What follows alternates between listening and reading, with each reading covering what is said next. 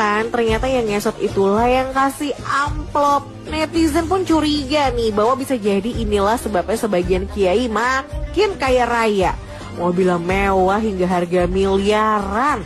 Sarungnya aja pun merek termahal yang harganya berkisar antara 400 ribuan sampai 12 jutaan rupiah gitu deh. Dan saat kumpul keluarga nih, sana family kecipratan duitnya. Padahal kan harusnya kalau kaya raya mah umatnya yang dikasih duit ya enggak sih?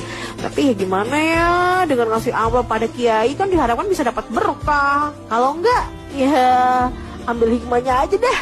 Apa ada pondok pesantren yang melakukan pembulian kepada santrinya? Ada. Apakah ada seorang kiai yang memperbudak daripada murid-muridnya? Ada. Tapi akan saya tunjukkan kepada Anda di mana kedunguan yang dilakukan oleh Trans 7. Yang pertama, Anda mengeneralisasi kesalahan oknum kepada instansi. Anda melihat ada beberapa kiai yang melakukan tanda kutip, yes, Anda kritisi dia. Tapi bukan dengan mengatakan kiai pondok pesantren secara general, Anda telah melakukan kesesatan dalam berpikir. Untuk orang awam makin membenci kepada para ulamanya, orang-orang awam membenci kepada pondok pesantren sebagai ornamen pendidikan Islam yang ada di Indonesia. Kemudian yang kedua, Anda menyampaikan itu dengan cara yang tidak beradab. Coba Anda sampaikan dengan cara yang ilmiah. Hadirkan dari pihak pesantren untuk terjadi tukar pemikiran. Anda sambil menye-menye, ya kan, si perempuan itu sambil mengucapkan kata-kata yang sangat tidak beretika, yang suaranya kamu genit-genitin. Ya, pantas nggak Anda ngomong kepada ulama? Ini ulama sepuh loh. Ini bukan ulama biasa. Romo Kiai Haji Anwar Mansur ini ulama sepuh. Murid-murid beliau tersebar menjadi kiai-kiai lainnya. Anda sadar nggak ngambil background seperti itu tanpa mengkonfirmasi dan memberikan kesempatan pihak pondok pesantren menjawab itu? Itu udah nggak sesuai dengan analogi